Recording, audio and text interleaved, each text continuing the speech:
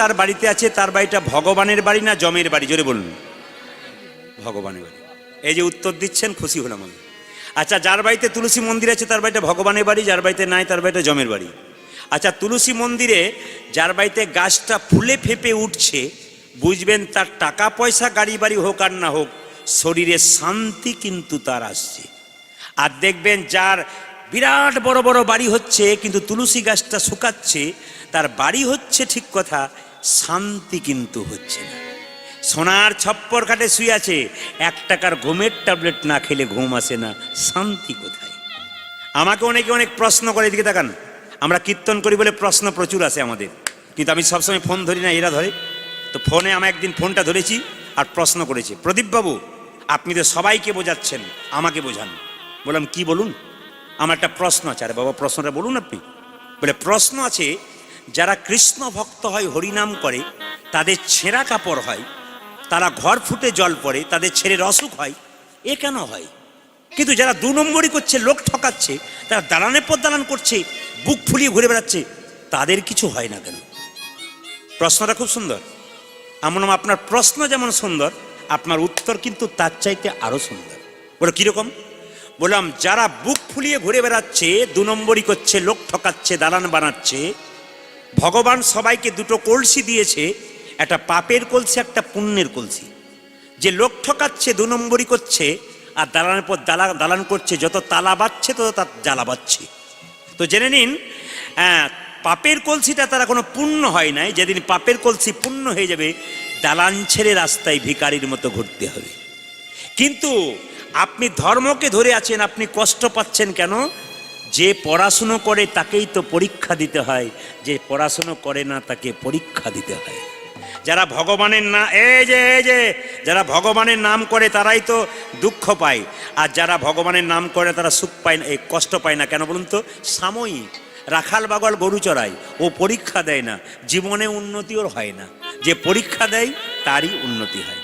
এই জন্য জেনে নিন, আপনারা যারা কষ্ট পাচ্ছেন, হরিনাম করছেন, তাদের পুণ্যের কলসিটা কোনো পূর্ণ হয় নাই। যেদিন পূর্ণ হয়ে যাবে, গোবিন্দের চরণ নিতাই গৌর হরি বল বলে।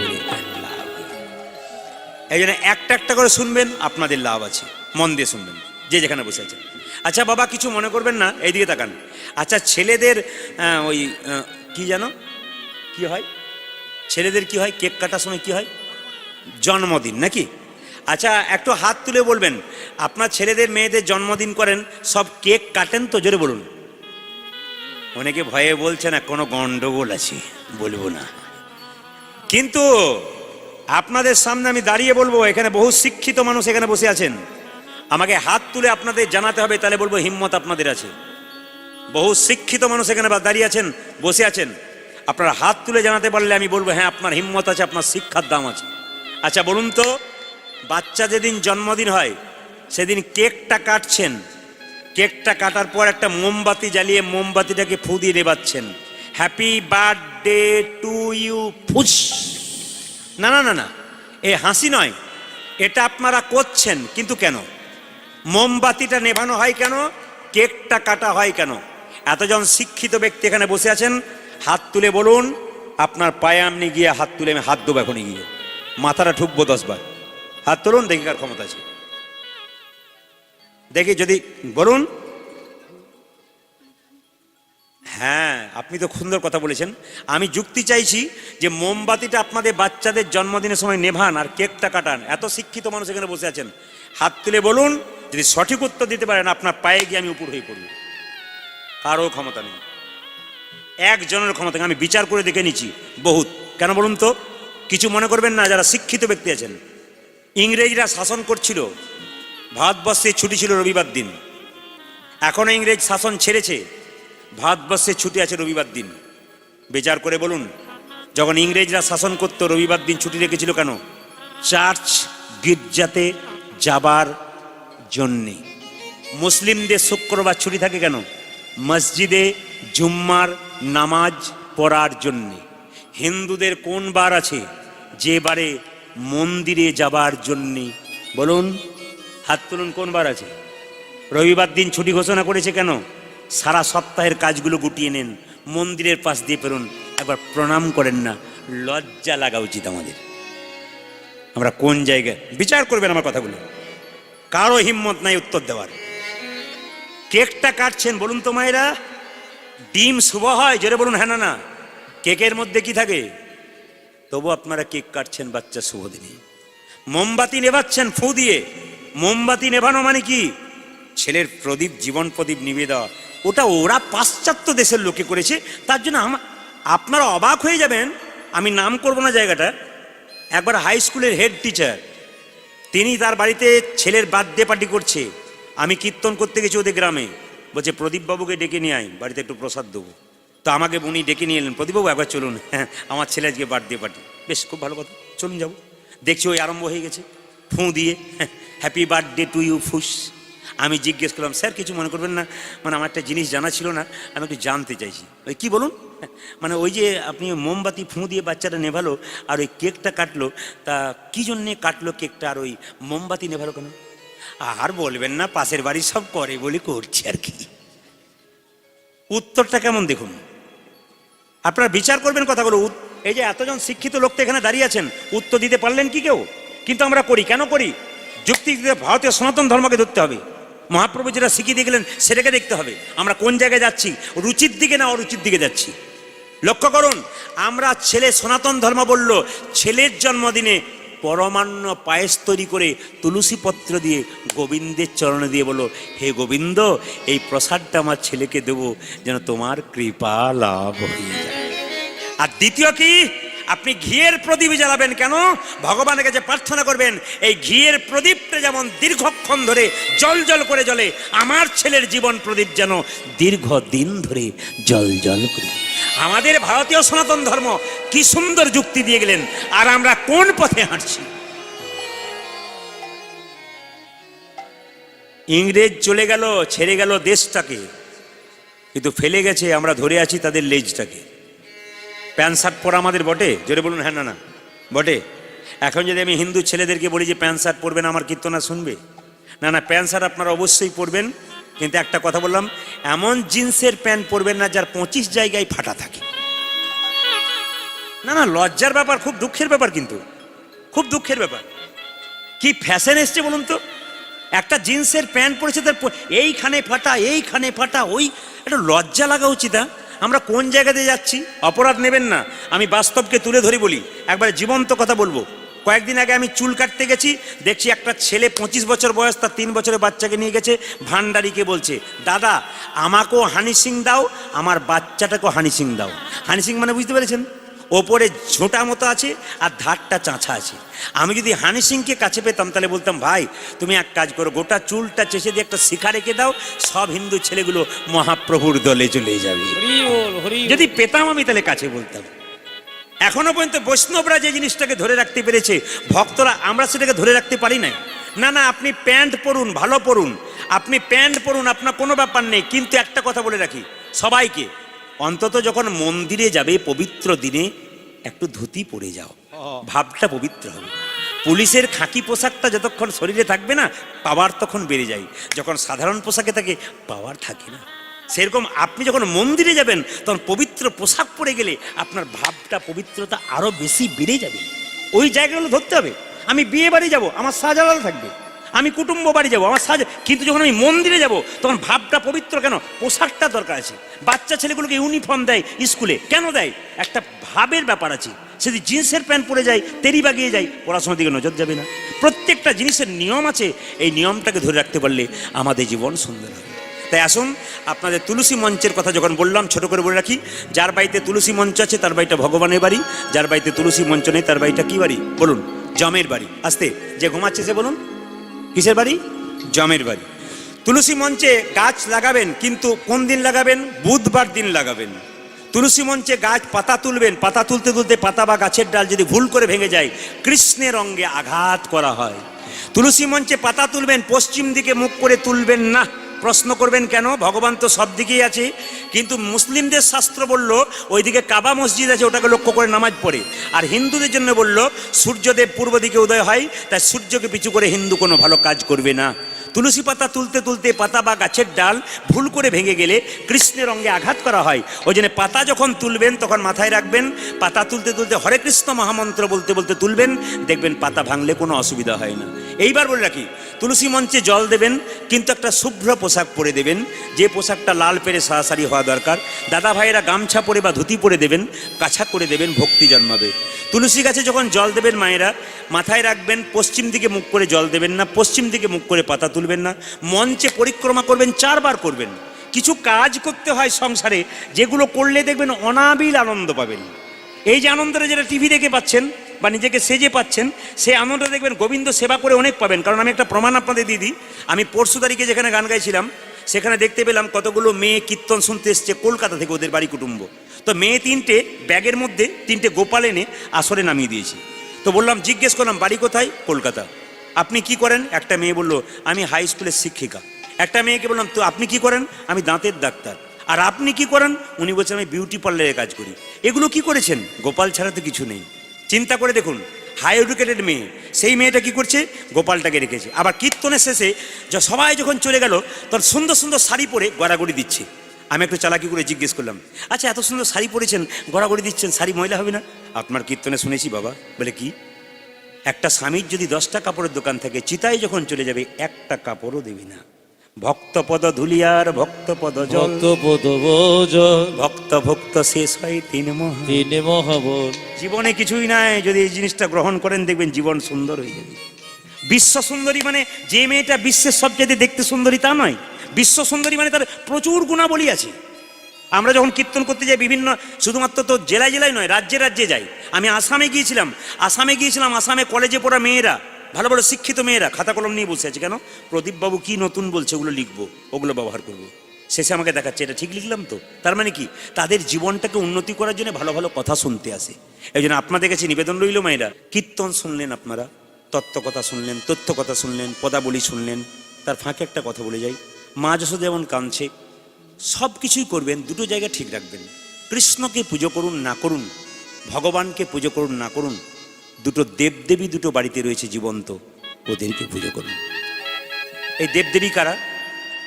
বাবা আর মা। যারা নিজে খায়, বাবা মাকে খেতে দেয় না, এই কথাগুলো শুনলে তাদের শরীরে ছ্যাঁকার মতো লাগবে। কিন্তু আমি তাদেরকে নিবেদন রাখবো, ছ্যাঁকার মতো নেবেন না, প্রেম সে নিন, আপনার জীবন কাজে লাগবে। কারণ আপনি যদি কাউকে না দেন, আপনি তৈরি থাকুন, আপনার পরে যিনি আসছেন তিনিও আপনাকে দেবেন না। এই পরশু তারিখে মালদাতে যেখানে গান করছিলাম, একটি ভদ্র মহিলা বেশ সুন্দর পোশাক পরে আমার কাছে এলেন। আমাকে প্রণাম করে বললেন, বাবা, বয়স হয়েছে 70-75, বাবা আমার 3টি ছেলে, একজন শিক্ষক, একজন ইঞ্জিনিয়ার, একজন ডাক্তার। কিন্তু খুব দুঃখের ব্যাপার, আমার 3জনই খবর নেয় না মা কেমন আছে। আমার স্বামী যেটুকু টাকা রেখেছে সেইটা নিয়ে আমি আছি, একেবারে খবর নেয় না। একটা ছেলে মাঝে মাঝে খবর নেয়, দুটো তো একবারে নেয় না। আমি তখন জিজ্ঞেস করলাম, মাসিমা কিছু মনে করবেন না, আপনি যে বলছেন খবর নেয় না, আপনার পেছনের জীবনটার দিকে তাকিয়েছেন? বললো, বুঝতে পারলাম না। মানে আপনার যখন কম বয়স ছিল তখন আপনি কাউকে দিয়েছিলেন, মানে আপনার শ্বশুর শাশুড়িকে? উনি তখন মাথাটাকে নিচু করে লজ্জায় চুপচাপ রইল। কি ব্যাপার আপনি বলুন, আমি তো আপনার ছেলের মতো, বলুন। বাবা, ওইখানটাতেই বোধহয় ভুল করে ফেলেছিলাম। আমি আপনাদের শিক্ষা দিতে চাই না, আমি আপনাদের চৈতন্য ফেরাতে চাই। আজকে যদি কেউ না দেন, যখন আপনার বয়স হবে, যখন আপনার ছেলে দেবে না, আপনি হাহাকার করে কেঁদে বেড়াবেন, তখন আপনি দোষ দেবেন না ছেলেদেরকে, আপনি দোষ দেবেন নিজের কর্মকে। আপনি ভুল করেছেন তাই আপনি কাঁদতে কাঁদতে ঘর থেকে বেরোচ্ছেন। আপনাদের কাছে নিবেদন দিই, ভগবান বললেন, বিচার আমি কারো করি না, নিজের কর্মফল নিজে ভোগ করে। যে ভালো কাজ করে তাকে রথের উপরে চাপিয়ে মালা দিয়ে নিয়ে যাওয়া হয়, আর যে খারাপ কাজ করে তাকে কোমরে দড়ি বেঁধে জেলখানায় নিয়ে যাওয়া হয়। এই জগতে আপনি ভালো কর্ম করবেন তো ভালো ফল আপনার জন্য তৈরি হয়ে আছে, আর এই জন্মে আপনি খারাপ কর্ম করবেন তো খারাপ ফল আপনার জন্য তৈরি হয়ে আছে। শুধু আপনাদের একটা একটা করে বলতে চাই, বাচ্চা মেয়েরা, বাচ্চা ছেলেরা, সবাই মিলে শোনো। একবারে দামি কথা, অতীব দামি কথা সব জায়গায় পাওয়া যায় না। আমি শুধু বলতে চাই, বাবা মায়ের মতো আপন পৃথিবীতে আর কেউ নেই। বাকি যারা তোমার কাছে আছে তারা শুধু স্বার্থের জন্য আছে, পেলে তোমায় দেবে, না পেলে তোমায় দেবে না।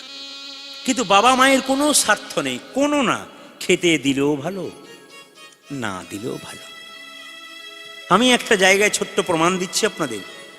আমার পাশের বাড়িতে একজন ছেলে তার স্ত্রীকে নিয়ে ভালো খায়, বাবাকে দেয় না, একটা কুঁড়ে ঘরে বাস করে, বাবা লোকের বাড়িতে চেয়ে খায়। কিন্তু অবাক হবেন, মধ্যরাত্রিতে ছেলে যখন জানলার পাশে শুয়ে থাকে, তখন বাবা রাত্রিতে এসে ইশারা করে ডেকে বলে, খোকা ঠিক ঠিক খেয়েছিস তো? যাও তো, আমি খেয়ে নিয়েছি। না না, রাত্রে খাবার কোনো ঝঞ্ঝট করিসনি তো বৌমার সঙ্গে, খেয়েছিস তো? হ্যাঁ খেয়েছি। ছেলে দেয় না, তবু বাবা রাত্রিবেলায় ছেলের কাছে আসতে ছাড়ে না। কিসের স্বার্থ? ভালোবাসা হলো নিম্নগামী, পণ্ডিতের কথা। ভালোবাসা নিম্নগামী, ঊর্ধ্বগামী নয়। আপনি আপনার ছেলেকে ভালোবাসছেন, আপনার ছেলে তার ছেলেকে ভালোবাসছে, আপনার তার ছেলে আবার তার ছেলে, উঁচু দিকে যাচ্ছে না ভালোবাসা, সবসময় নিচের দিকে যাচ্ছে। ভালোবাসা নিম্নগামী। ঊর্ধ্বগামী করতে গেলে কিছু কাজ করতে হয়। বাবা হলো বাড়ির ছাদ, মা হলো খুঁটি। এই দুটো জিনিস যেদিন চলে যাবে সেদিন বুঝবেন সংসারে ভালোবাসার মানুষ আর কেউ নাই। যারা ভালোবাসে শুধু স্বার্থের জন্য ভালোবাসে, এমনি ভালোবাসে না। আপনার ছেলের জন্য প্রত্যেক দিন লজেন্স আনুন, দুদিন আনা বন্ধ করে দিন, বাবা বলা বন্ধ করে দেবে, পাক্কা, কোনো ভুল নাই। আমি বহুত প্রমাণ দেখে নিয়েছি। আমি দেখে বলি, আমি শিখে বলি, আমি জীবন্ত বাস্তবকে নিজের চোখে দেখতে শিখেছি, তারপর মানুষের সামনে তুলে ধরেছি, বলে মানুষের পরিবর্তন হয়। বলে প্রতিটি মানুষ বলে আপনার পথে এসেছি, আপনার সুন্দর কথাগুলোতে আমাদের জীবন। শুধু আপনাদের এই জায়গা নয়, আমি ত্রিপুরা গিয়েছিলাম, আপনারা সবাই জানেন ত্রিপুরা ভ্রমণ লেখা আছে প্রদীপ পালের ইউটিউবে, দেখবেন। আমি ত্রিপুরাতে 1 ঘন্টা রাস্তা ফ্লাইট থেকে নেমে গেছি, 3 ঘন্টা যেতে হয়েছিল। সেখানকার মানুষরা বাংলা ভালো বলতে পারে না, বুঝতে পারে, তারা পর্যন্ত ফুলের মালা দ্বীপ জ্বালিয়ে রাস্তায় রাস্তায় দাঁড়িয়ে আছে। আমরা যাচ্ছি গাড়িতে, ফুল ছুটতে ছুটতে যাচ্ছে। 100 বছরের বয়স্ক মহিলা কাঁপতে কাঁপতে আসছে, এমনি করে প্রণাম করছে। কেন আপনি প্রণাম করছেন? আমিও আপনার কীর্তন শুনি। তখন আমি বুঝে নিলাম, আসাম বলুন, কোচবিহার বলুন, জলপাইগুড়ি বলুন, বাংলাদেশ বলুন, আমেরিকা বলুন, যত জেলাগুলো বাদ দিন, জেলাগুলো তো আছেই, সবাই কীর্তনমুখী হয়ে গেছে। কেন? কিছুদিন আগে আমি তো মারা গিয়েছিলাম, আপনারা সবাই জানেন। আবার আপনাদের আশীর্বাদে স্বর্গ থেকে এলাম। কোনো অভদ্র লোক এটা অপপ্রচার করে বেড়াচ্ছে এখনো পর্যন্ত, যে ইনি মারা গেছেন, অপপ্রচার করে করে বেড়াচ্ছেন। তো আমাকে অনেক বৈষ্ণব বলেছেন, বাবা যে ঘটনাটা আপনার জীবনে বলতে বলছে, ওই ঘটনাটা যেন ওদের জীবনে ঘটে। আবার একজন ফোন করে বলছে, প্রদীপবাবু আমি তো ভেবেছিলাম সাধারণ মানুষের কীর্তন শোনা শেষ হয়ে গেল। বলে কেন? একমাত্র কীর্তন যদি শিখেছে ছেলেরা, বাচ্চা মেয়েরা, বাচ্চা ছেলেরা কীর্তন শুরু করেছে শিখতে আপনার কাছ থেকে। সাধারণ মানুষ কীর্তন বুঝতোই না, একমাত্র বুঝতে শিখেছে আপনার কাছ থেকে। আজকে আমি শুনলাম এখানে এলে সাধারণ কীর্তন হলে 20 জন লোক থাকে না, কিন্তু আজকে কীর্তন হচ্ছে, আপনার তাকিয়ে দেখুন শেষ পর্যন্ত একই রকম মানুষ বসে আছে। কেন বসে আছে? মানুষ কিছু পায়, কিছু জ্ঞান অর্জন হয়। কীর্তন নাচার জন্য নয়, আনন্দ পাওয়ার জন্য নয়, জ্ঞানের জন্য বটে, আবার নাচার জন্য বটে, কিন্তু জ্ঞানটা দরকার। বলে রাখি, বাবা বয়সে বড় হতে পারে, মা বয়সে ছোট হতে পারে, মায়ের কর্তব্য বাবার চাইতে বেশি থাকে। প্রশ্ন করবেন কিরকম? আমি প্রমাণ দিয়ে দিই। একটা বাবা 6 মাস পর কাজ থেকে ফিরছে, প্যান্ট শার্ট পরে, বাচ্চা সেটা রাস্তায় খেলা করছে, বাপি বাপি বাপি বাপি বাপি, করে নাও করে নাও করে নাও করে নাও। বাবা কি বলছে? আহ কি ধুলো বাড়িতে মেখেছিস, চল চল চল চল চল। আঙ্গুলে ধরে নিয়ে গেল, কোলে চাপালো না, প্যান্ট শার্ট ময়লা হবে বলে। কিন্তু মা যদি নতুন কাপড় পরে খেতে বসে, বাচ্চা ছেলে ধুলোবালি মেখে যদি মায়ের কোলে ঝাঁপিয়ে পড়ে, বলুন তো মা, ছেলেকে তাড়িয়ে দেবেন না কোলে বসিয়ে নিজে না খেয়ে আপনার বাচ্চাকে খাইয়ে দেবেন? এরই তো নাম মা। বাচ্চা ছেলে কোলের, তুমি যখন বাচ্চা ছিলে মায়ের কোলে ছিলে, একদিকে মা পায়খানাটাকে আঁচলে রেখেছে, একদিকে মা খাবার খাচ্ছে। কি করেছে তোমার জন্যে? অনুভব করো জীবনগুলোকে। অনুভব করো না বলে বুঝতে পারো না। যদি অনুভব করো তবে শিক্ষা হবে। পেছনটা আমরা ভুলে যাই, ওইটাই তো আমাদের সবচাইতে দুঃখের ব্যাপার। আমরা অতীতটাকে ভুলে যাই, আমরা বাস্তবের কথা চিন্তা করি। যে মায়ের পেটে তুমি ছিলে, কত দেবদেবীর কাছে মানত করেছিল একটি সন্তান পাবার জন্যে, তবে তোমাকে পেয়েছি। মেয়েরা দেখবেন বাপের বাড়ি যায় না কখন থেকে বলুন তো? যখন থেকে তার মা মারা যায়। জিজ্ঞেস করি, দিদি বাপের বাড়ি যাবে না? বলে কার কাছে গিয়ে বসবো? আমার মাই তো নেই, আমি আর যাব না দাদা। একমাত্র মেয়েরা তখনই যায় না। এই জন্য আপনাদের কাছে নিবেদন রইল, মা বাবা যতদিন বেঁচে থাকবে সংসারে সব ঠিক থাকবে। মা বাবা আজকে পাচ্ছে না বলেই তো আমাদের এত দুঃখ। মা কোনোদিন, বাবা কোনোদিন মেয়ের কাছে চায় না, ছেলের কাছে চায় না, কিন্তু তবু যদি দেয় কৃপা হয়ে যায়। দুর্গা অষ্টমীর দিনে আপনি উপবাস করেছেন, পুষ্পাঞ্জলি দেবেন মাকে। নিজের বাবা মা দুটো কাপড় পায় নাই, খাবার পায় নাই, বসে আছে খাবার জন্যে, মাটির প্রতিমাকে পুষ্পাঞ্জলি দিয়ে যাচ্ছেন। মাটির প্রতিমা দুর্গা যেন বলতে চাইছে, মাটির প্রতিমা পুজিস রে তুই, আগে জীবন্ত দেব দেবী দুটোকে পুজো কর। জীবন্ত দেবী দেবী দুটো বসে আছে, দুটো কর্ণ পাবার জন্যে একটা ছেঁড়া কাপড় পরে, আগে ওই দুটোকে পুজো কর, তারপর আমায় পুজো করবি, নইলে ব্যর্থ হয়ে যাবে জীবন। কীর্তন শুনে কি লাভ আছে যদি আসল জায়গাটা ঠিক করতে না পারলে? ছেলে যখন ছোট থাকে মা তখন কাঁদে, ছেলে খায় না বলে। আর ছেলে যখন বড় হয়ে যায় মা তখন কাঁদে, ছেলে ভাত দেয় না বলে।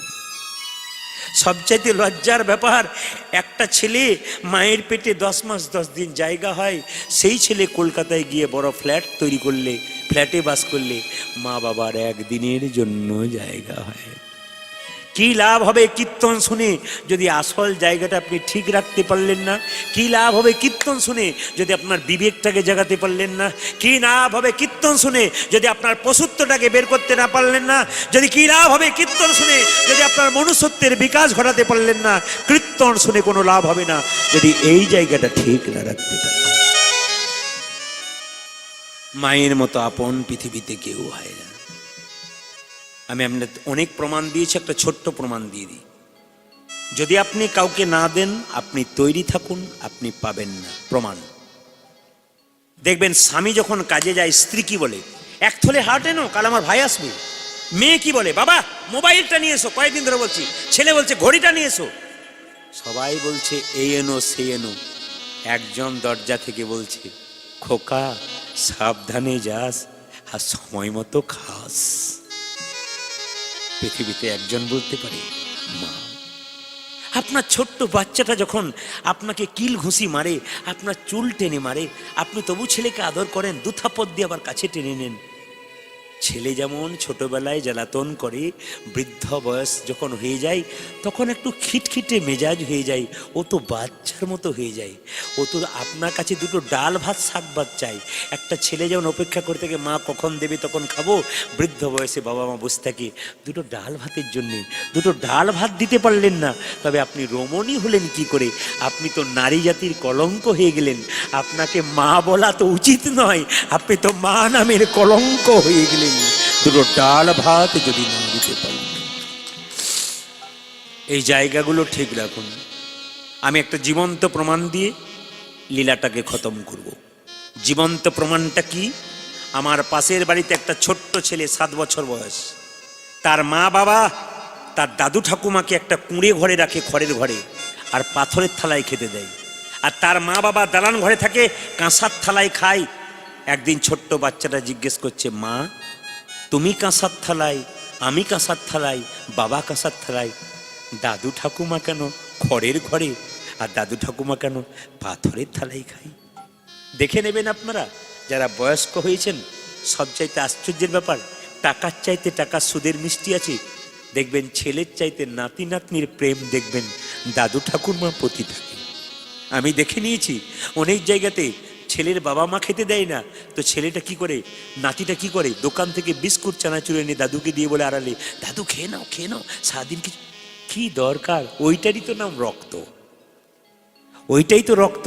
ও কিন্তু আপনাকে দেখবে।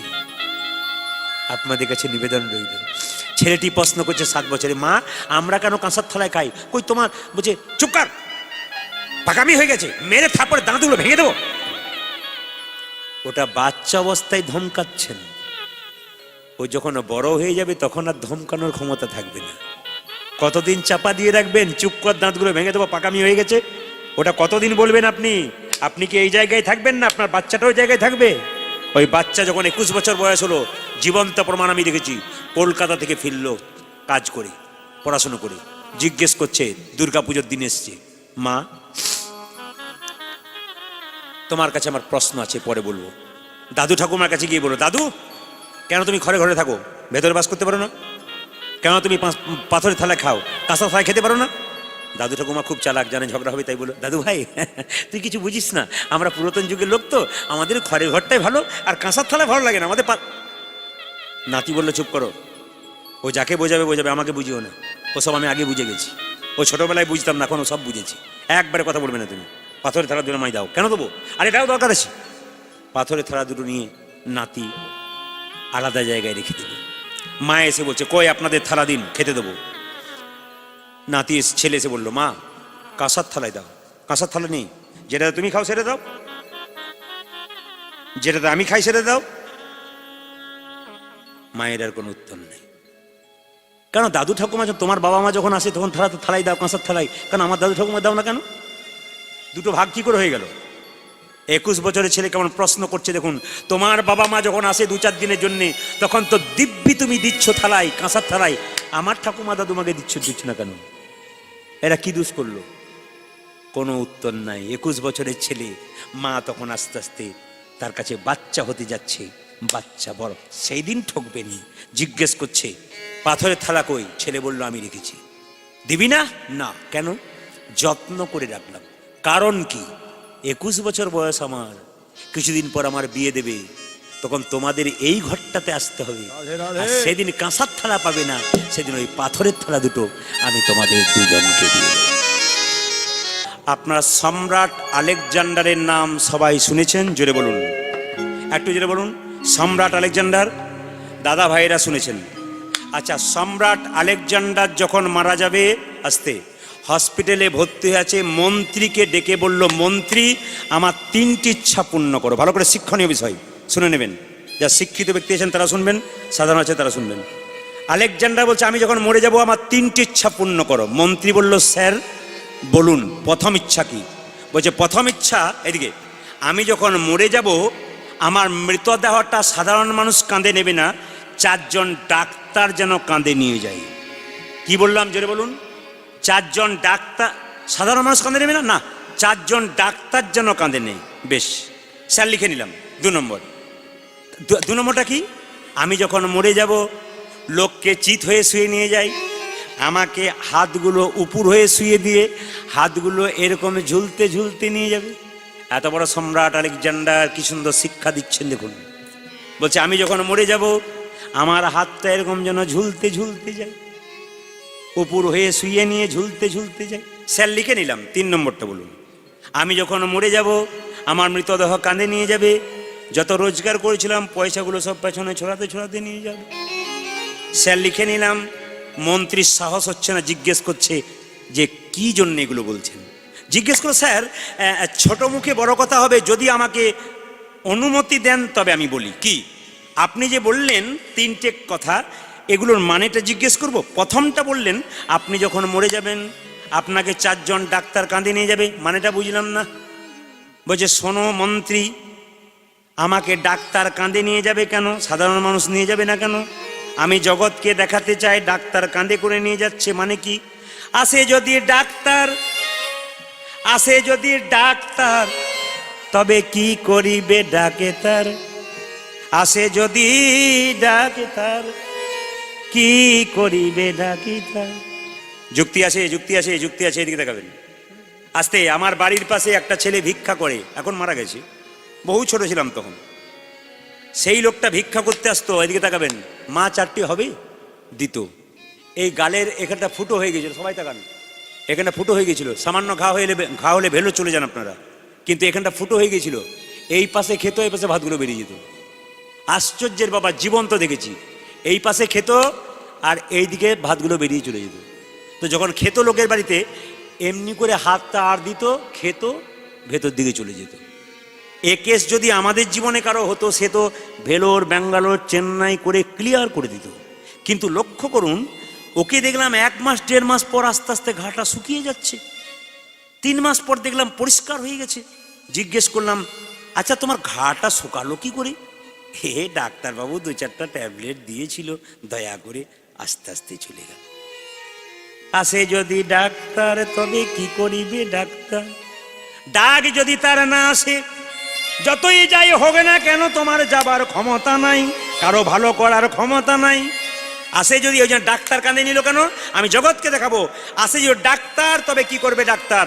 দেখবেন উত্তম কুমার মহানায়ক মারা গিয়েছিল, তার হোম চিকিৎসককে সাংবাদিকরা জিজ্ঞেস করেছিল, আচ্ছা স্যার, স্যারকে বাঁচাতে পারলেন না? ডাক্তারবাবু বলেছিল, এর আগে 23 বার বাঁচিয়েছি, 24 বারে পারলাম না। কেন? উনার যদি ডাক আসে আমার বাবার ক্ষমতা নেই, আমি বাঁচাতে পারি, এই জন্য আমি পারলাম না। এত বড় ডাক্তারের কথা বলেছিলেন। বলছে আমার হাতগুলো এইদিকে, আমার হাতগুলো এরকম করে দুলতে দুলতে নিয়ে যাবে কেন? তাকান, দুলতে দুলতে নিয়ে যাবে কেন? মন্ত্রী বলল, স্যার বলুন কেন দুলতে দুলতে নিয়ে যাবে? সঙ্গে সঙ্গে আলেকজান্ডার বলল, আমি জগৎকে দেখাতে চাই, খালি হাতে এলাম আর খালি হাতে গেলাম। কত মেয়ের স্মৃতির সিঁদুর কেড়ে নিলাম, কত স্বামী চলে গেল, কত বাচ্চার বাবাকে কেড়ে নিলাম। আমি সম্রাট আলেকজান্ডার এত বড় রাজত্ব করলাম, কিন্তু যাবার সময় কি নিয়ে গেলাম? আমি খালি হাতে এলাম আর খালি হাতে গেলাম। ওগো জগৎ তোমরাও শিখে নাও, আমার কাছ থেকে শিখে নাও। খালি হাতে এলে খালি হাতে গেলে, কত সুন্দর শিক্ষা দেখুন। আচ্ছা স্যার, আপনি যখন মরে যাবেন পয়সা ছড়াতে যাবে কেন? আমি যে এত টাকা রোজগার করলাম, এত বড় রাজত্ব করলাম, আমি কি সঙ্গে নিয়ে গেলাম? টাকা ছড়াতে ছড়াতে নিয়ে যাবে, জগৎকে শিক্ষা দেবে। যে যা করে এইখানেই থাকে, কেউ সঙ্গে নিয়ে যায় না। আপনাদের এখানে কেউ মারা গেলে পয়সা ছড়ায়? জোরে বলুন হ্যাঁ না? আমাদেরও ছড়ায়, তবে আমাদের ছড়াই কোনগুলো? অচল পয়সা, যেগুলো বাজারে চলে না সেইগুলোই ছড়াই বাবা, আসল পয়সাগুলোই ছড়বে না। ও মা, এই যে এই যত বড় সোনার মালা পরুন না কেন, দেহ থেকে প্রাণ বেরিয়ে গেলে দেখবেন বাড়ির লোকে বলবে, মালাটা খুলেছিস, মালাটা খুলে। দেখে নেবেন আপনারা, খুব প্রমাণ দেখে নেবেন। দেখবেন যদি কেউ মারা যায় না, খুব প্রিয় লোক মারা যায়, দেখবেন সবাই নজর রাখে, মালাটা খুলে, অসুবিধা আছে, মানে কেউ যেন দেখতে না পায়, মানে এটা সত্যি কথা বলছি আমি, জীবন্ত কথা। আমি আমার পাশের বাড়িতে দেখেছি একজন প্রচুর টাকার মালিক, দুটো সোনার বালা সুটোর মালা পরে আছে। আমি দেখলাম যে কি করে, তাই লক্ষ্য করি। তখন পাশে থেকে ওদের বাড়ির একটা বউ বলছে, মানে ওর স্ত্রী কিন্তু খুব কাঁদছে, ওর পাশের বউ বলছে, বলছি কী করে খুলবো, লোক রয়েছে কোনো অসুবিধা, মানে বুঝতে পেরেছেন তো, মানে ইশারা করে করে কাজ হচ্ছে আর কি। মানে তুমি চলে গেছো ওর কোনো ব্যাপার নাই, এই মালটি কিন্তু আমার চাই, মানে এটা যেন না চলে যায়, যদি কেউ হাতে চলে যায়। মানে আমরা কত স্বার্থপর দেখুন, সবচেয়ে লজ্জার ব্যাপার এটাই। আচ্ছা, কয়েকদিন আগে ইয়ে গেল না, কি নাম বলো আমাদের, ওই যে আহা বিখ্যাত গায়ক বাপি লাহিড়ী গোলা, দেখছেন কত সোনাবালা ছিল, কত মালা ছিল, গেল না? আচ্ছা, শ্রীদেবী যে মারা গেল না, পেপার বলছে যে প্রতি মাসে 4 লাখ টাকা করে সৌন্দর্য রক্ষার জন্য খরচ করতো, 4 লক্ষ টাকা। সৌন্দর্য ছিল। অনেকে দেখবেন কালো হয়, আর আয়নাটাকে নিয়ে দেখবেন লক্ষ্মী নারায়ণকে বলছে, স্বামী এত সুন্দর রংটা দিলে, তারপর বার্নিশ করছে। বলছে যতই বার্নিশ করুক, ভেতরটা চুন মানে খসে গেলে, চুন বালি খসে গেলে বাইরে চুনকাম করে কোনো লাভ নাই। আমি যে রংটা দিয়েছি, ও ধুয়ে দিলে আবার সেই রংটাই বেরিয়ে যাবে। ও লোককে ঠকাচ্ছে শুধু পালিশ করে করে, এটা লোক ঠকানোর কাজ। আমি রংটা কালো যদি সাদা করে নিই, তো আমি তো বাইরে বেরোচ্ছি, তো আমার লোক ঠকাচ্ছি। তো আসলে ভগবান আমাকে যে রংটা দিয়েছে ওইটা হচ্ছে আসল রং। যদি ভগবানের নাম করতে পারেন, একাদশী পালন করতে পারেন, হ্যাঁ একাদশী পালন করতে পারেন, ভগবানের গুণকীর্তন করতে পারেন, ওর যা রং হবে না, ও রং ফুটে পড়বে, কিছু করার দরকার নাই। ওই কাজটা করুন, দেখবেন রং চেহারা একই রকম থাকবে। আর যত কসমেটিক্স ব্যবহার করবেন, তত কিন্তু আপনার চামড়া কিছুদিন ভালো থাকবে, তারপর এমন বিকট নষ্ট করে দেবে, কোনো কসমেটিক্সেও কাজ হবে না। 1 টাকার ঘুমের ট্যাবলেট খেয়ে ঘুমকে খুঁতে শুরু করলে একদিন 10 টাকার খাবেন, তাও আপনার কাজ হবে না। কেন? এর নিয়ম। প্রকৃতি যেটা দিয়েছে সেটাকে ভালোবাসতে শিখুন, কাজ আছে। এ সংসারে কেউ কারো নয়, আছে জোরে বলুন, কেউ কারো নয়। অনেকে ভয়ে বলছেন আমাকে সোনার মালাটা এই মাসে দিয়েছে, বলবো কেন? কেউ কারো নয়। আপনি ভাবছেন আমার স্বামী আমাকে কত ভালোবাসে, স্ত্রী ভাবছে আমার স্বামী কত ভালোবাসে, স্বামী ভাবে স্ত্রী কত ভালোবাসে, কেউ কাউকে ভালোবাসে না। কুরুক্ষেত্রের যুদ্ধে কৃষ্ণ যতক্ষণ রথের ওপরে ছিল, রথ ভালো ছিল, রথ থেকে কৃষ্ণ নেমে গেল, রথে দাও দাও করে জ্বলে গেল। সংসারে কুরুক্ষেত্রের যুদ্ধে দেহরথ থেকে যখন আত্মা কৃষ্ণ নেমে যাবে, তখন এই দেহরথটাকে শ্মশানের চিতাতে দাও দাও করে জ্বলিয়ে দেওয়া হবে। মায়েরা স্বামীর জন্য চিন্তা করেন, 10 দিন গেছে এখন আসে নাই, স্বামী এলো, ছপ্পর খাটে শোয়ালেন, আদর করলেন, কত ভালো খাবার দিলেন। কিন্তু বলুন তো মায়েরা, স্বামীর দেহ থেকে যেদিন প্রাণবায়ুটা বেরিয়ে যাবে, পাড়ার লোককে ডেকে বলবেন মরাটা বাস মরা হয়ে যাবে, নামিয়ে আন। তুলসী তলার কাঁচা মাটিতে কাঁচা বাঁশের মাচা তৈরি করে ছেঁড়া তালাই দিয়ে বেঁধে দেবে, অতীব সত্য কথা। আবার যে স্ত্রী এত ভালোবাসত, একটা ভাঙা বালতিতে গোবর জল গুলে সেই জায়গায় ছড়িয়ে দেবে, জায়গাটা অপবিত্র হয়ে গিয়েছিল। যে স্ত্রী এত ভালোবাসত, একটা প্যারেকে গেড়ে দেওয়া হবে ওই জায়গাটাতে যেন দোষ না পড়ে তার জন্যে। তাই পশ্চিমবাংলার একজন বিখ্যাত বাউল শিল্পী বলল, যতই তুমি আমার আমার করো, এ সংসারে ভগবান ছাড়া কেউ নাই, ওরে শেষের দিনে সে জনবিনে ও হরি পর কি আপন হবে রে, হরি বল শেষে দিনে সেজন বিনে ও হরি পর কি আপন হবে রে, শেষের শেষের দিনে দুজন দিনে। কেউ বা কাটে ঝাড়ের বাঁশ, কেউ বা পাকায় দড়ি রে। অতীব বাস্তব, একেবারে সত্য, এতে কোনো ভুল নাই, এই জীবনে প্রমাণ প্রত্যক্ষ। ঝাড়ের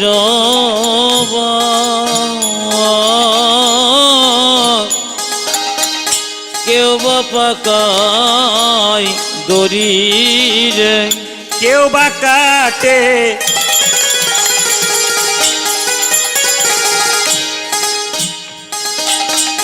ঝাড়ের বাঁশ, কেউ বা পাকায় দড়ি রে। কেউ বা কাটে ঝড়ের বাঁশ, কেউ কেউ বা পাকায় দড়ি রে। আবার চারকা হারে কাঁধে নিয়ে চারকা ও মায়েরা, চারকা হারে কাঁদেনি কি বলবে? ওই গো বলবে হরি হরি হরি বল, হরি হরি গো, বলবে হরে হরে গো, হরি হরি গো, বলবে হরি, ওগো বলবে হরি হরি গো। আর শেষে দিনে সেজন বিনে। আচ্ছা বলুন তো, এ সংসারে কেউ চলে গেলে 2-4 জনে কাঁদে, একজন চিরকালের জন্য কাঁদে, কে? মা। ওগো মা কাঁদিবি বাবা বাছা, ভগ্নি কাঁদে ভাই রে, আমার মা কাঁদে বাবা বাছা, ভগ্নি কাঁদে ভগ্নি কাঁদে ভাই রে, মা কাঁদিবে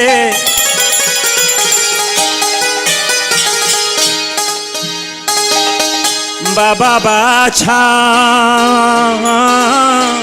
ভগ্নি কাঁদে ভাই রে, মা কাঁদিবে বাবা বাচ্চা ভগ্নি কাঁদে ভাই রে। আবার ঘরের রমণী কাঁদে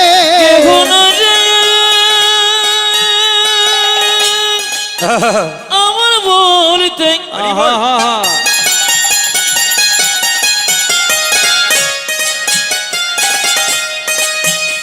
এই সংসারে আমার বলতে আর কে গো, হরি বল হরি বল।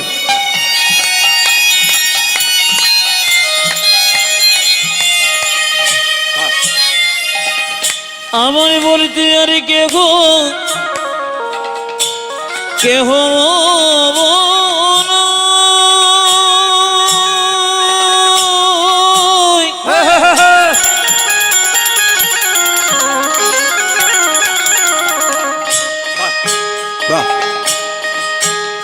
আর কেহ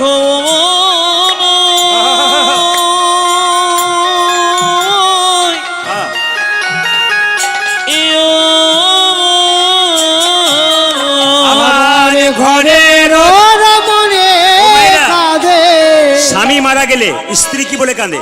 ওই আমার আর যে কেহ নাই, আমার আর যে কেহ নাই রে, ওই আমার আর যে কেহ নাই রে, আমার আর যে কেহ নাই রে, ওই আমার আর যে কেহ নাই রে, আমার আর যে কেহ নাই রে, ওই আমার আর যে কেহ নাই রে, আমার আর যে কেহ নাই রে।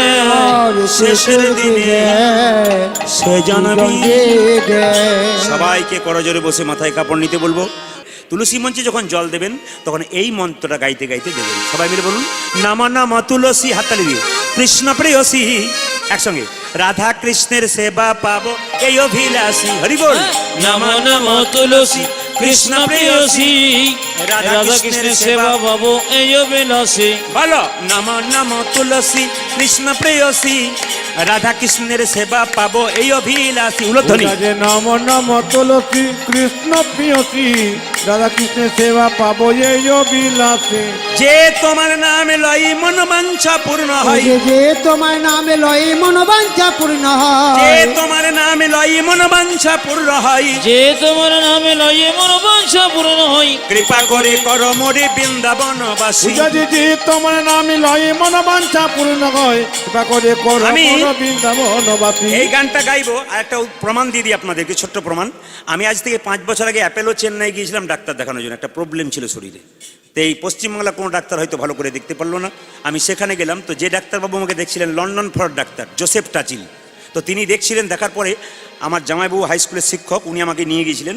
তো নিয়ে গিয়ে আমাকে বললেন, প্রদীপ তুমি তো কীর্তন করে একটা জিনিস লক্ষ্য করছো কি না, উনি যে টেবিলে বসে আছেন সেই টেবিলে এক কোণে একটা ছোট্ট গোপাল, একটা তুলসী পাতা, একটুখানি বাতাসা, একটা সুন্দর থালার মধ্যে রয়েছে। তো আমি তখন বললাম, সে তো একটা দারুণ জিনিস, এত বড় চিকিৎসক লন্ডন ফেরত, সে পর্যন্ত গোপালকে রেখেছে, একটা তুলসী, এত বড় লন্ডন ফেরত ডাক্তার। আমরা সামান্য পড়াশোনা করে নিজেকে ভগবানকে বিশ্বাস করতে পারি না, নিজেকে ভগবান ভাবি। আমাদের এখানকার ডাক্তারদেরকে আপনি বলুন, 1000 ওষুধ দিয়ে দেবে, অপারেশন করার সময় এমন করবে, কারোর সময় ঝগড়া করে এসছে বাড়িতে এমন করবে, এক কাটতে গিয়ে এক কেটে দেবে। কিন্তু ওদের ব্যাপারটা বলুন তো, ওরা গোপালকে নিয়ে ব্যাপার করে। তো জিজ্ঞেস করলাম আমি একদিন, স্যার এটা কি গোপালকে দিয়েছেন? বলছে উনি ছাড়া তো কোনো পথই নেই, উনি করান তাই আমি করি। এত বড় লন্ডন ফ্লাট ডাক্তার, তিনি ভগবানের উপর বিশ্বাস রাখতে পেরেছেন। আর আমরা সাধারণ মানুষ আমি বিয়ে পাস করি, আমাদের ভগবান, এইগুলো লজ্জা লাগা দরকার, এইগুলো থেকে আমার শিক্ষা নেওয়া দরকার। সবাই মিলে হাত তুলুন, নামা নামা তুলসী কৃষ্ণ প্রেয়সী, রাধা কৃষ্ণের চরণে পাবো এই অভিলাষী। হরি বল। নম নম তুলসী কৃষ্ণ প্রেয়সী, রাধা কৃষ্ণের সেবা পাবো এই অভিলাষী। ও যে নামা নামা তুলসী কৃষ্ণ প্রেয়সী, রাধা কৃষ্ণের চরণে পাবো এই অভিলাষী।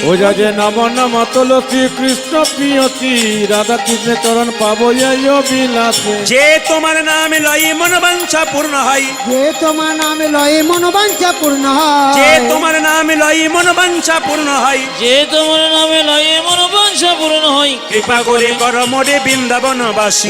যে তোমার নামে লই মনোবাঞ্ছা পূর্ণ হয়, কৃপা করে করো মোর বৃন্দাবনবাসী। বলো, নম নম তুলসী কৃষ্ণ প্রেয়সী, রাধা কৃষ্ণের চরণে পাবো এই অভিলাষী। নম নম তুলসী কৃষ্ণ প্রেয়সী, রাধা কৃষ্ণের চরণে পাবো এই অভিলাষী। যেটা বলুন, রাধা রানী কি। যে পরিমাণ ভক্ত হয়েছে আমি বললাম জোরে একবার করতে হবে। বাহ, হরে কৃষ্ণ। রাধা রানী কি, শ্যাম সুন্দর কি, মদন মোহন কি, হরিবাসর কি। রাধা রানীকে প্রণাম করে বিন্দে বলছে, তুই কাঁদিস না, কথা দিলাম তোর গোবিন্দ এনে দেবো। কিভাবে আনবি?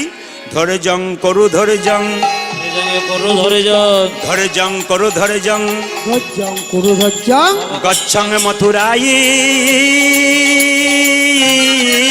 রায়ে ধরে জঙ্গে রঘু ধরে জঙ্গে মম গচ্ছগে মতো রায়ে।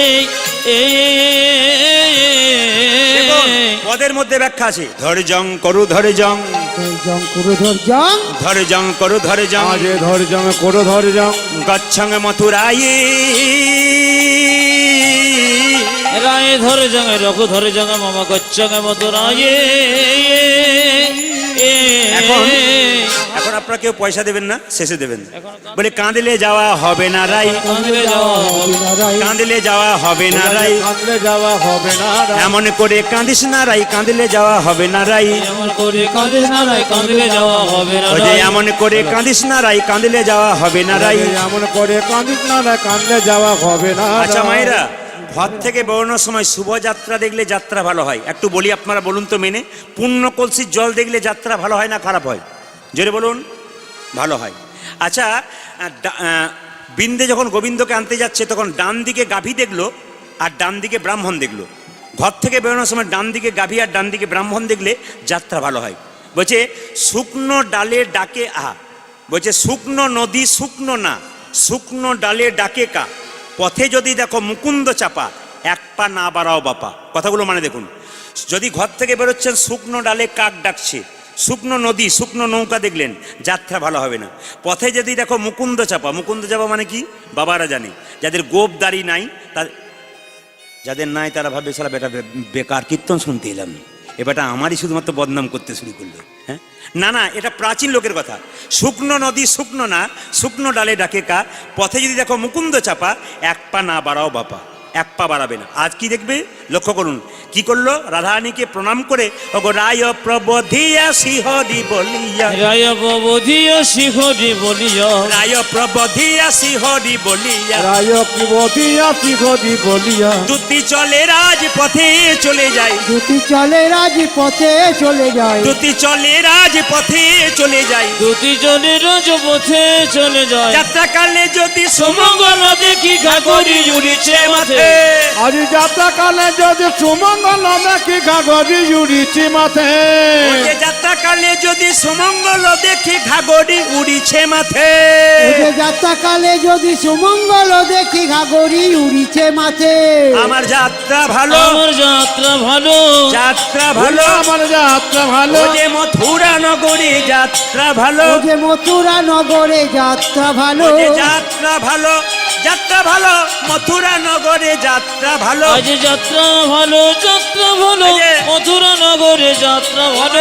কি দেখলো, এক বজনারী কক্ষে কুম্ভ করি, এক বজনারী কক্ষে কুম্ভ করি, এক ব্রজনারী কক্ষে কুম্ভ আরে করি, এক ব্রজ নারী কক্ষে কুম্ভ করে, যমুনাতে বাড়ি চাই চাই গো, যমুনাতে বাড়ি চাই চাই গো, যমুনাতে বাড়ি চাই চাই গো, আরে যমুনাতে বাড়ি চায় চায় গো, ওই যে যাত্রাকালে যদি সুমঙ্গল দেখি ঘাগরি উড়িছে মাথে, ও যে যাত্রাকালে যদি সুমঙ্গল দেখি ঘাগরি উড়িছে মাথে, আমার যাত্রা ভালো, আমার যাত্রা ভালো, যাত্রা ভালো, যাত্রা ভালো, ও যে মথুরা নগরী যাত্রা ভালো, ও যে মথুরা নগরে যাত্রা ভালো, ও যে যাত্রা ভালো, যাত্রা ভালো, মথুরা নগরী যাত্রা ভালো। আজ যাত্রা ভালো, যাত্রা ভালো, মথুরা নগরী যাত্রা ভালো।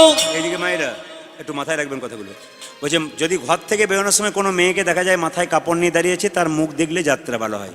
এখনকার দিনে সেরকম মেয়ে পেতে গেলে 100 টাকা দিয়ে দাঁড় করাতে হবে। আপনাদের এখানে নয়, অন্য জায়গাতে। আপনাদের এখানে মায়েদের মাথার কাপড় দেখতে পাচ্ছি। আচ্ছা, মাথার কাপড়টার নাম কি বাবা? লজ্জা। এটার নাম কি? সভ্যতা।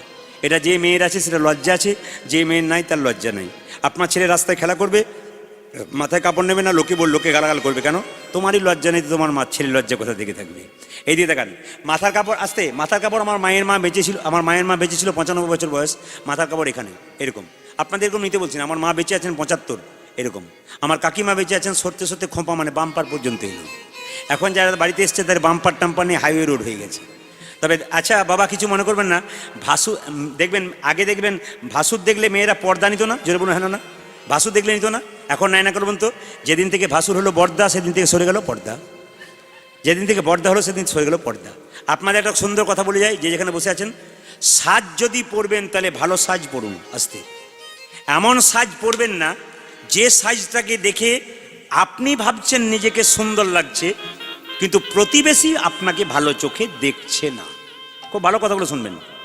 আপনি যে সাজটা পরে আছেন ভাবছেন লোক আপনাকে ভালো বলছে, কিন্তু আপনি বুঝবেন না লোক ভালো বলছে না, আপনাকে দেখে কিন্তু লোক ফাঁকে ঠাট্টা করছে। কি করছে? মেয়েকে এমন পোশাক দেবেন যে পোশাকটা পরে রাস্তা দিয়ে গেলে পুরুষের লোভী চোখ যেন সেই মেয়ের দিকে না যায়। একটা মেয়ে ছোটবেলায় দোকানে গেল কাপড় কিনতে বাবার সঙ্গে, বাবা কি করলো? বাবা কাপড় কিনে দিল খাটো পোশাক। ওই যে মেয়েটাকে খাটো পোশাক পরাতে শিখলেন, সে মেয়ে যখন 18 বছর হলো আর বাবাকে ডাকলো না, নিজেই খাটো পোশাক পরলো, রাস্তা দিয়ে পেরোলো, কিডন্যাপ হয়ে গেল। সরকারকে দোষ দিলেন, প্রশাসনকে দোষ দিলেন। দোষটা দিলেন কাকে? প্রশাসনকে। দোষটা আপনাকে দিন। মেয়ে যখন ফিরল, মেয়ের গালে চট্টা মারলেন। মেয়ের গালে চট্টা না মেরে নিজের গালে মারুন, কারণ আপনি মেয়েটাকে তৈরি করে দিয়েছেন। ছেলেকে এমন পোশাক দেবেন না, রাত্রি 8টার সময় মেয়ে ঘর থেকে বাইরে থেকে ঘরে এলো, আপনি তাকে শাসন করছেন, এত রাত্রিতে কোথায় ছিলি? রাত্রি 12টার সময় যখন আপনার ছেলে ঘর ফিরলো, আপনি তাকে শাসন করুন কেন? ছেলে হলে সে সাধু হয়েছে, সে যে একটা খারাপ কাজ করে বাড়ি ঢুকলো না, আপনি কি করে জানলেন? ওই যে ছেলেকে ছেলের মতো করুন, মেয়েকে মেয়ের মতো করুন, কৃষ্ণ ভক্ত করুন, ভালো আছে। আপনার ইস্কন মন্দিরে যারা গেছেন, নবদ্বীপে ইস্কন মন্দিরে যারা গেছেন, প্রভুপাদের কথা তো আপনারা সবাই জানেন। প্রভুপাদ কলকাতার ছেলে ছিল, খুব ছোট্ট যখন ছিল, তার বাবা কী করতো, সবাইকে ডেকে ডেকে বলতো, আপনি একবার আসুন। বৈষ্ণবকে ডেকে বলতো, আপনি একবার আমার বাড়ি আসুন। কেন, কি হয়েছে? আরে আসুন না, কি হয়েছে? আমার বাড়িতে একটু জল সেবা করুন, নিয়ে আমার ছেলের মাথায় হাত দিয়ে একবার বলে দিন যেন যেন গোবিন্দের কৃপা হয়, যেন রাধার কৃপা হয়, একবার বলে দিন। যত বৈষ্ণব দেখতে তাকে বলতো, একবার মাথায় হাত দিব। শুধুই কি প্রভুপাদ এত বড় হয়েছেন? বাবা মায়ের কর্ম ভালো থাকবে, তবে তো সন্তান ভালো থাকবে। ভক্ত প্রহ্লাদের বাবা হিরণ্যকশিপু যুগ যুগ ধরে অন্যায় করেছে। ভক্ত প্রহ্লাদের বাবা হিরণ্যকশিপু যুগ যুগ ধরে অন্যায় করেছে। তার ছেলে কেন কৃষ্ণ ভক্ত হলো? মায়ের জন্য। কেন? কয়াধু ছিল কৃষ্ণ ভক্ত। কয়াধুর পেটে যখন বাচ্চা ছিল ভক্ত প্রহ্লাদ, তখন নারদমুনির কাছে তত্ত্ব কথা শুনেছিল, শুধুই কি কৃষ্ণ ভক্ত সন্তান জন্ম দিয়েছিল মা? এই জন্য রামকৃষ্ণ দেব বলেছেন, বাবা হলো কি, এইদিকে বাবা হলো কি, বাবা হলো বীজ, মা হলো উর্বর জমি। উর্বর জমি হবে, বীজ যদি পোকা লাগা থাকে গাছ ভালো হবে না। জমিও ভালো হতে হবে, উর্বরও ভালো, জমিও ভালো হতে হবে, বীজও ভালো হতে হবে, তবে কৃষ্ণ ভক্ত সন্তানের জন্ম আপনারা দিতে পারবেন। আসুন, আজকে বৃন্দেদূতি গোবিন্দকে আনতে যাচ্ছে, যে না মথুরাতে প্রবেশ করেছে গোবিন্দকে দেখবার জন্যে। যাকে আমি যখন এই গ্রাম ঢুকছি, তখন জিজ্ঞেস করলাম, ভাই এই গ্রামটার নাম কি কালিকাপুর? বলে হ্যাঁ হ্যাঁ। ভালো ভাষায় জিজ্ঞেস করলে ভালো উত্তর দেবে, আর যদি কঠিন ভাষায় জিজ্ঞেস করে উত্তর দেবে কেন? সে কিরকম জিজ্ঞেস করছে দেখুন, সই সই সই কই কই কই, সই সই সই কই কই ও কই। ভাইরা, বিন্দে জিজ্ঞেস করছে মথুরাতে, সই সই সই কই কই কই, সই সই সই কই কই কই, সই সই কই কই, সই সই কই কই, সই সই কই কই, সই সই কই কই, সই সই সই কই কই কই, সই সই সই কই কই কই, সই সই সই কই কই কই, সই সই সই কই কই কই, সই সই কই কই, সই সই কই কই, সই সই কই কই, সই সই কই কই। আমি তোমার হলাম সই, আমি তোমার হলাম সই, আমি তোমার হলাম আরে সই, আমি তোমার হলাম সই, তুমি হলে আমার সই, আমি তোমার হলাম সই, তুমি হলে আমার সই, আমি তোমারে হলাবে সই, তুমি হলে আমার সই, আমি হলাম তোমার সই, ওগো তুমি হলে আমারও সই, আমি তোমার হলাম সই। সই সই সই কই কই কই, সই সই সই কই কই কই, সই সই সই কই কই কই, সই সই সই কই কই কই, দর্শনে মম আশা,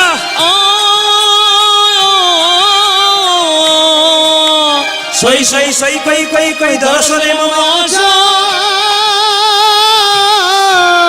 গোকুলানন্দ কহি ওই যাহো যাহো, গোসাই গোকুলানন্দ কহি ওই, ওই যাহো যাহো, গোকুলানন্দ কহি ওই যাহো যাহো, ওই যাদি গোকুলানন্দ কহি ওই যাবো যাবো, আমি ওই যে উচ্চ বাসা, ওই যে উচ্চ বাসা, এই যে গোসাই গোকুলানন্দ কহে ওই যাহো যাহো, ওই যে উচ্চ বাসা, ওই যে উচ্চ বাসা। যদি যেতে পারো, যদি যেতে পারো, যদি যেতে পারো, যদি যেতে ও পারো, যে নারী হয়ে যদি যেতে পারো, ওই নারী হয়ে যদি যেতে ও পারো, যে তবেই দেখা পেতে পারো, নারী হয়ে যদি যেতে পারো, ওগো তবে তুমি দেখো পেতে ও পারো, যে নারী হয়ে যদি যেতে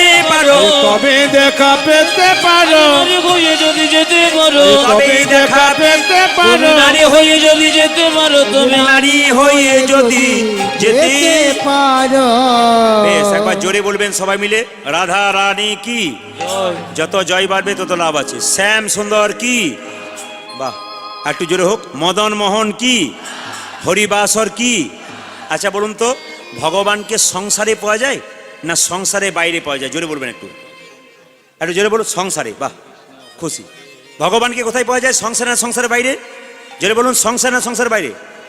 সংসারে পাওয়া যায়। আচ্ছা একটু তত্ত্বগুলো শুনে নিন। সংসারে পাওয়া যায় না সংসারের বাইরে পাওয়া যায়? ঘর বাড়ি ত্যাগ করে বলে কৃষ্ণ হরে হরে, তুং দিয়ে যাই বৃন্দাবন, বাড়ি ছেড়ে তো চলে গেছে, ঘর যে তার মনে আছে, এই ত্যাগে পাওয়া যায় না শ্রীনন্দের নন্দন। আপনি কীর্তন শুনতে এসছেন, মনে পড়ে গেল ঘরে তালা দেওয়া হয় নাই, বাচ্চাটা ঘুমাচ্ছে, জেগে গেল নাকি কি জানি। এই চিন্তা থাকলে ভগবানকে পাবেন? ঘর সংসার ত্যাগ করে বৃন্দাবনে যাচ্ছেন, মাঝ রাস্তায় মনে পড়ে গেল মেয়েটার বিয়ে হয় নাই, ছেলেটার চাকরি হয় নাই, এরকম পিছু চিন্তা থাকলে গোবিন্দ পাবেন? তাহলে কি করে পাবেন?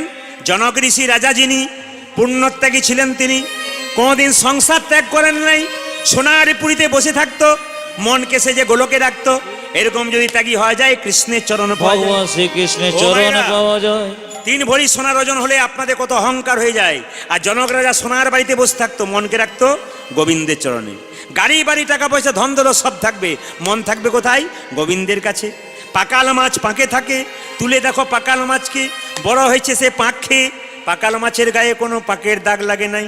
মায়েরা 5 কেজি 10 কেজি পাকাল মাছ পাঁক থেকে তুলুন, দেখবেন পাকে তার গায়ে কোনো পাকের দাগ নাই। যারা ভক্ত পাকাল মাছ, সংসার দুঃখে পাকের মধ্যে শুধু হাবুডুবু খাচ্ছে, যারা কৃষ্ণ কথা হরি কথা বলে, তাদের শরীরে কোনোদিন দুঃখের ছাপ থাকে না। আর কি? পদ্ম পাতা জলে ভাসে, যখনই বর্ষা আসে, বর্ষার জল লাগে পদ্ম পাতার গায়ে, তুলে দেখো পাতাখানা, পদ্মের গায়ে দাগ লাগে না। এরকম যদি ত্যাগী হওয়া যায়, কৃষ্ণের চরণ পাওয়া যায়। মায়েরা, পদ্ম পাতার উপরে বর্ষার জল ফটফট করে লাগে, বলুন তো পদ্ম পাতার গায়ে দাগ লাগে? যারা ভক্ত পদ্মপাতা, দুঃখের ছাপ তাদের শরীরে লাগে না। ওই জন্য আপনার সবাই মিলে একটু হাত তুলে আমার সঙ্গে গাইবেন কি না, রামকৃষ্ণদেব একটা গান, কি হাতে করো কাম, তালি দি হাতে করো কাম আর মুখে বলো হরি, মানব জনম তোমার যাইবে গোতরি। হরি বল। তবে হাতে করো কাম বাবা। আরে মুখে বলো হরি, মানব জনম তোমার যাইবে গোতরে। আপনাদের এই গানটার মাধ্যমে সুন্দর সুন্দর শিক্ষা দেবো, শিক্ষাগুলো শুনবেন। হাতে করো কাম আর মুখে বলো হরি, মানব জনম তোমার যাইবে গোতরি। ওই যে হাতে কর কাম আরে মুখে বলো হরি, মানব জনম তোমার যাইবে গোতরে। এই দেখুন, হাতে কাম আর মুখে হরি। হাতে একদিকে কাজ করবেন না, হরি বল বলবেন। যেমন বাড়িতে আপনারা ঝাঁট দিচ্ছেন, বাড়িতে কিভাবে? হরে কৃষ্ণ কৃষ্ণ কৃষ্ণ হরে হরে, হরে রাম রাম রাম হরে হরে কৃষ্ণ কৃষ্ণ কৃষ্ণ হরি হরি, হরে রাম রাম রাম হরি হরি। উলধ্বনি হরে কৃষ্ণ কৃষ্ণ কৃষ্ণ হরে হরে, হরে রাম রাম রাম হরে জপ হরে কৃষ্ণ কৃষ্ণ কৃষ্ণ হরে হরে, হরে রাম রাম রাম তাহলে হরে হরে। হাতে করো কাম আর মুখে বলো হরি, মানব জনম তোমার যাইবে গোতরি। হ্যাঁ। ওই যে হাতে কর কাম আরে মুখে বলো হরি, মানব জনম তোমার যাইবে গোতরি। যারা সংসারে থাকে তারা ভগবানকে পায়, প্রমাণটা কি? একদিন নারদ মুনি ভগবানকে প্রশ্ন করছে, প্রভু তোমার সবচাইতে বড় ভক্তকে? ভগবান বলছে, নারদ, এ সংসারে থেকে যারা ডাকে তারা সবচাইতে বড় ভক্ত। নারদের মাথা গরম হয়ে গেল। কেন বলুন তো? কেন? আমি দিন নাই রাত নাই নারায়ণ নারায়ণ করে মরি, আর এ বেটা বলে কিনা সংসারে যারা থাকে তারা বড় ভক্ত, প্রমাণ দাও। ভগবান বলছে, প্রমাণ দেবো? বলে হ্যাঁ। নারদকে বললো, 1 বাটি সর্ষের তেল দিলাম, এইদিকে দিকে 1 বাটি সর্ষের তেল দিলাম, কানায় কানায় পরিপূর্ণ তেল, 50 হাত যাবে, 50 হাত আসবে, 1 ফোঁটা তেল যেন না পড়ে। নারদ বলছে, কোনো ব্যাপারই নাই, কানায় কানায় পরিপূর্ণ এক বাটি তেল নারদকে দিয়েছে। নারদ কাঁপতে কাঁপতে 50 হাত গেছে, 50 হাত এসছে। প্রভু 50 হাত গেলাম, 50 হাত এলাম, 1 ফোঁটাও তেল পড়ে নাই। ভগবান বলছে, নারদ 50 হাত গেলে 50 হাত এলে আমার কথা কবার ভেবেছিলি? বলছে, আমি 1 বাটি তেলের কথা ভাবতে ভাবতে তোমার কথা ভুলে গিয়েছিলাম। তুমি 1 বাটি তেলের কথা ভাবতে ভাবতে, কীর্তনে যে কি মজা আছে। তবে যেভাবে আপনারা সেটে বসেছেন তাতে আমার ইচ্ছা আজকে জেগেছে, আমি 3টে পর্যন্ত কীর্তন করব। রাজি আছেন? না না, হাত তালি দিলে হবে না। 3টে মানে ভোর 3টে বলি না, 3 ঘন্টার কথা বলেছি। এই কতক্ষণ হলো? 3 ঘন্টা। একবারে 3 ঘন্টা পরিপূর্ণ হয়ে গেছে। হ্যাঁ, হয় না এখনো? কতক্ষণ বাকি আছে? আর 20 মিনিট, আধ ঘন্টা। ও আচ্ছা আচ্ছা আচ্ছা আচ্ছা, বেশ। না না, আমি যখন ঢুকেছি তা বললে হবে না, আমি মজা করছি, চিন্তা নেই। মানে আমি বলতে চাইছি, আমি এরা কি জন্য এসছে? এরা যখন থেকে শুরু করেছে তখন থেকে, আমি যখন থেকে এসছি সেটা তো ধরলে হবে না। আচ্ছা বেশ, তাহলে হ্যাঁ, তাহলে এবার আমাকে একাই নিয়ে আসবেন না, আমাকে আমেরিকা থেকে আসতে। এই কয়েকদিন আমেরিকার কানাডা থেকে ফোন করছে এক ভদ্রলোক, প্রদীপবাবু এক ব্যক্তির এখানে একজন আসতে 1 লাখ টাকা খরচ হয়, তা আপনারা কজন আসবেন? বললাম, আমার তো 8 জন ছেলে আছে, আমরা 8 জন আসবো। না, একটু কম করুন। বললাম, তাহলে 7 জন? না, কম করুন। তাহলে 6 জন? না, একটু কম করুন। তাহলে 5 জন? বলছে না, কম করুন। তাহলে 4 জন? না, তাহলে আমি একাই। বুঝছি, ওটা কোনো অসুবিধা নেই। না না, উনি সঠিক বলছেন। উনি বলতে চাচ্ছেন 3 জন আসুন, আপনার বক্তব্য শুনবো, একটা খোল নিয়ে আসুন আর করতাল আর কিছু নিয়ে আসুন। তখন বাকিগুলো কি করবে, সবার তো আমেরিকা দেখার সাথ আছে না, কি বলছেন? কিন্তু উনি আমাকে বারবার ফোন করে জানাচ্ছেন, প্রদীপবাবু আপনাকে কিন্তু চাই, আমাদের এখানে বাঙালি প্রচুর বাস করে কানাডাতে, আপনাকে চাই। তো যাই হোক, এখন কথা হচ্ছে যে প্রভুর যদি কৃপা হয় সময় সময় হবে। শুধু একটা কথা বলতে চাই, আপনার যে যেখানে আছেন, ভগবানকে ভজনা করতে গেলে সংসারে পাওয়া যায়, সংসারে বাইরে পাওয়া যায় না। আর কি বলছে, এইদিকে দেখান, মালা জপে শালা আর করে জপে ভাই, মনে মনে জপে তারে বলি হারি যায়। মালা জপে শালা করে জপে ভাই, মনে মনে জপে দাঁড়ি বলে হারি যায়। আমার কথা নয়, রামকৃষ্ণ দেবের। মালা জপে শালা, মালা জপে শালা করে জপে ভাই। শালা মানে কি? তালব সকাল লেখা শালা, বইয়ের ভাই বড় কুটুম। দন্ত সকাল লেখা শালা মানে কি? যে শরীরে কৃষ্ণ কথা হরি কথা বলা হয়, সেই শরীর